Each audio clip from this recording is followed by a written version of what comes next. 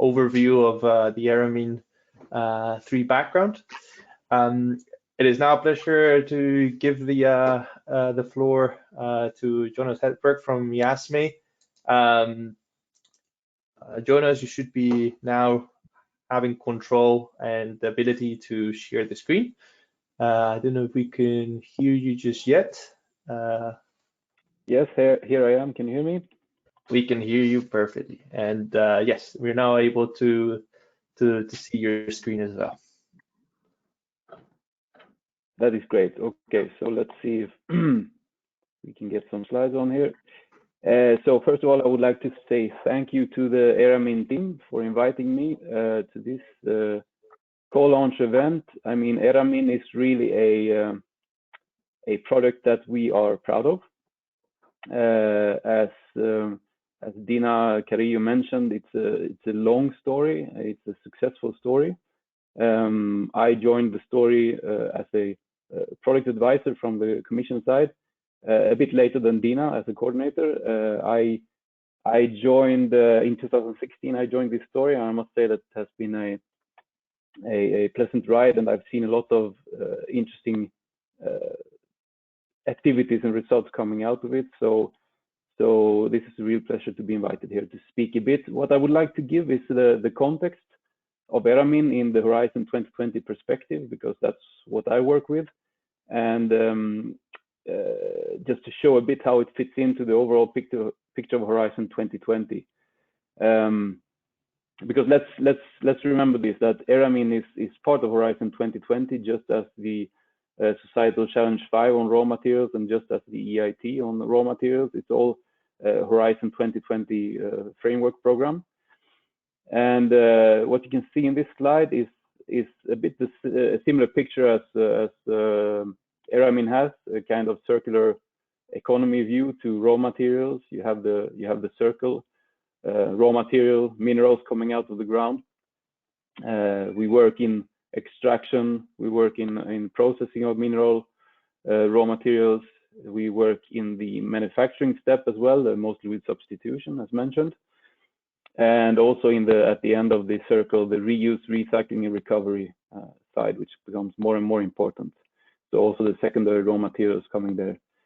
So what we have, so this is the Societal Challenge 5 on raw materials, and what we have is industry-led technology products mostly, as you can see from the circle, working in these different steps of the value chain. But we also have a lot of policy support actions. We have over the years of Horizon 2020 selected 24 products that work with coordination and support for a total of 48 million euros. And you can see also in the middle of this circle, the ERAMIN, which here is a bit misleading because here I put 10 million euros. That here, of course, I speak about the EU funding going into ERAMIN, but as you have seen from Dina Carrillo's slides, there's a lot more coming out in terms of national funding, both national funding and EU funding going into products. And I would like to soon talk about that. In terms of who participates in our program, you have on the right side the different participants. You can see that it's, as I said, it's industry-led technology products. So there's an overwhelming, so much more than half of the participants in our program is actually from private sector participants. So it's very high, and that's good. But you see, we also have higher or secondary education, research organization, public bodies, and others. So I was mentioning 10 million euros of EU funding going into the ERAMIN. I mean, here I'm speaking about both ERAMINs that were in the Horizon 2020 program. Of course, there was an ERAMIN before as well in FP7, as you heard from Dina. But these 10 millions in Horizon 2020, I mean, it's much more than 10 million euros. It's in ERAMIN 2, which was the product that is still running, that the predecessor to ERAMIN 3. We had in total, as Dina mentioned, 40 products and 30 million euros that has been selected. So and there was only 5 million euros of EU funding going in there. So that's a huge huge and great use of EU funding, I would say. And now with this ERAMIN 3 first call, we're speaking about another 90 million euros in 2021 that will go into new products, and then you would of course have to add the additional calls that comes afterwards. There are plans of 1 or 2 additional calls in ERAMIN 3, so even more funding going into these products. So and apart from this picture in Horizon 2020, we should also remember that we have another, let's say, big animal in this raw materials part, and it's the EIT on raw materials. So the last time I looked, between Societal Challenge 5, which I work with, and the EIT raw material, we have something like 1 billion euros of Horizon 2020 funding going into raw material research and innovation. And that is unprecedented in before, because it's the first time in Horizon 2020 that we have a specific part on raw materials funding. So if we look a bit closer, what in the Societal Challenge 5 of the Horizon program, what are the private sector participants that participate in our program? And here, a colleague of mine, Vijay Rajendran from the EASME team, the raw material team, he did some research on where the participants come from. And as you can see, there's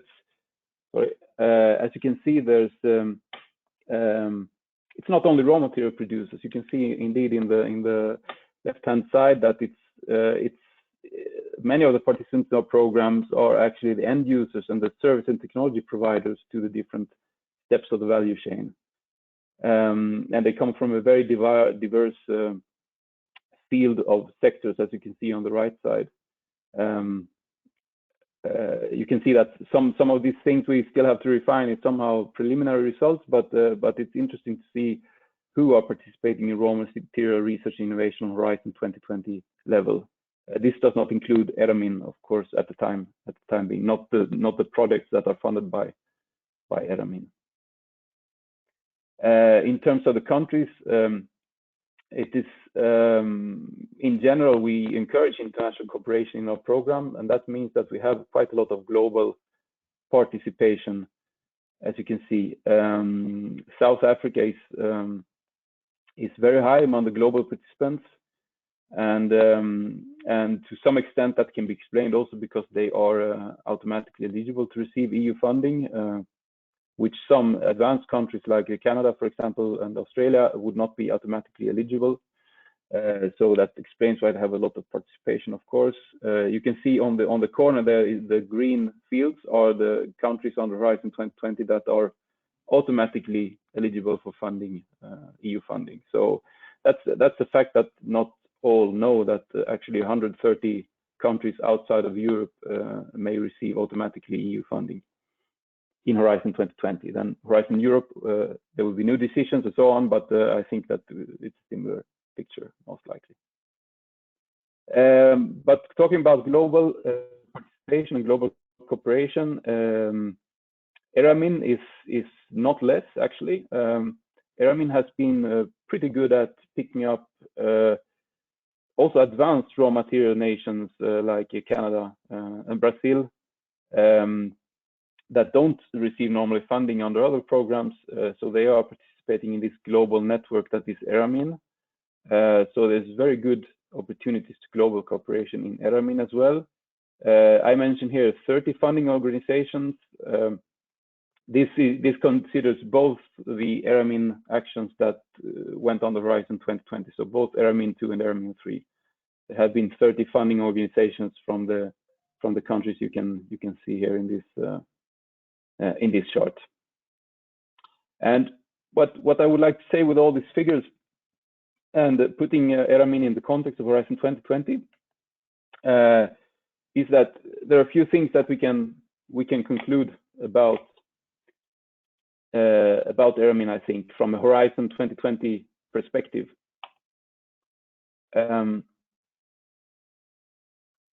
Okay. One thing is that Dina already mentioned this, but the ERAMIN network, ERANETs in general, I mean, they are complementary to the general Horizon 2020 perspective. It's quite different. So ERAMIN, you can see that if you compare it to Horizon 2020 Societal Challenge 5 that deals with raw materials, they are complementary in the sense that it's a bottom-up approach. You know, there are specific fields and topics defined as you will see in the call text, but it's really a bottom-up approach in the sense that if you compare it to Horizon 2020 Societal Challenge 5, it's broader challenges, and there's an openness to a wide variety of ideas and a wide variety of technology readiness levels. So in Horizon 2020 Societal Challenge 5, we go more for specific challenges, and so we frame it a bit more. So that's an important aspect of ERAMIN. Also, the fact that there are a bit lighter eligibility conditions. You may know that in ERAMIN, it's 2 EU or EU member states or associated countries that has to be represented, whereas in Horizon 2020 Societal Challenge, we have 3 EU member states or associated countries that need to be in the consortium. So that also gives place. So the fact that it's more a bottom-up approach and lighter eligibility conditions, I think, give place for smaller products and smaller consortia as well, compared to Horizon 2020 in general. And that we saw also from the statistics and figures that Dina gave, that in general, it's slightly smaller products and consortia, which is good, because that's also needed. We need this bottom approach with new solutions, new ideas to challenges. That's an important difference. And of course, it's also complementary in the sense that there are important synergies to be expected with both the Societal Challenge 5 of the Horizon 2020 program, with the EIT raw materials, but also on the side of materials, so the NMBP program and the materials ERANET, MERA.net. What I would also like to point out is that it's a action which have very high standards in terms of processes and results. Consider that the evaluation process used in ERAMIN is basically the same as used in our program, Societal Challenge 5, Horizon 2020. It's just as robust. So I'm not saying that we are best in Horizon 2020, but it's a good standard. It gives a guarantee that there's a good evaluation process in place on a European level.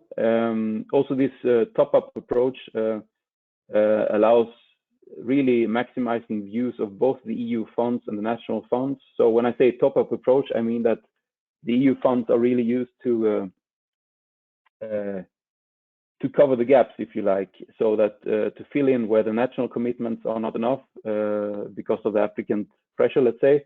There it allows the EU funding to go in and cover, and that allows a maximum number of projects and the maximum number of funding to be realized. And also, as I already said before, with the participation chart and the world map before, there are really good international cooperation with advanced material producing countries, which do participate in this global network, which ERAMIN has built up over the years, and that's quite a significant chance for cooperation. So somehow that was my conclusions on ERAMIN in a Horizon 2020 perspective and context. I would like to finish off a little bit about, let's say, promoting our program, and that is also in the context of ERAMIN, that there are different ways where you can find out about results coming out of Horizon 2020 program. And in this slide, I have listed a few places where you can look. They're easy to find if you look them up. We have a environment and resources data hub on our EASME website, where you can go in and look up products and see who participates and what they do. There are also demonstration sites marked out at this map, which can also be interesting to know what kind of demonstrations take place. We have an Horizon dashboard, which is really made for the public to see where EU funding goes and to get some figures and statistics on where the EU funding goes. We have a Horizon results platform where product results are being highlighted. Similarly with the Horizon Results Booster, you can see that at the same site. We have innovation success stories, something coming out of the innovation radar as well, which is a tool we use to track innovation in our products. We have the Cordis, which is the old database, which is still in use, maybe the most complete one. It covers the FP7 as well. So there you can find any projects and results coming out of there. And then, of course, as many people know, it's the Joint Research Center managed raw material information system, which is really interesting in terms of raw material results.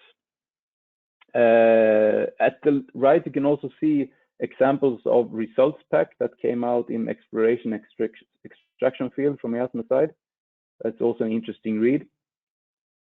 And I would also like to mention, apart from this, that ERAMIN projects, so the projects that have been funded by ERAMIN 2, has been quite active in participating in different events that we have organized or others in the raw material sector.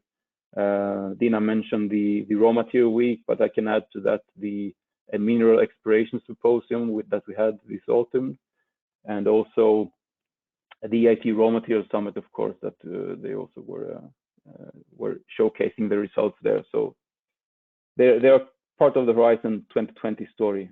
And as a final kind of call for you, I would always like to encourage people to consider becoming independent experts in this evaluation process that we have both in Horizon 2020 Society Challenge 5. Here I'm talking about Society Challenge 5, of course, but it might be also that ERAMIN, they have a similar procedure, so it's always something that can be encouraged. Consider that, consider that we're always on the outlook for new experts, because we are always looking at new topics in our work program. We need new expertise. We need to rotate some experts. So that means that we will always look at the database of experts and try to discover new experts. So if you're interested in doing such work, then my advice would really be, and encourage you to register in our database. And this is also a good opportunity to read some excellent proposals and network with fellows. So that's my final call. I would like to call for more and more experts out there to come and join us in our evaluation process. And with that said, then I would just like to say that I'm looking forward to this 2021 call for ERAMIN 3. I hope that this will continue to be as successful as it's been in ERAMIN 2. And I wish you a good rest of this launch event. Thank you. Fantastic. Well, thank you very much, Jonas. Very nice words and a very good overview of how ERAMIN fits in the whole Horizon 2020 context. And unless there are any questions, I'll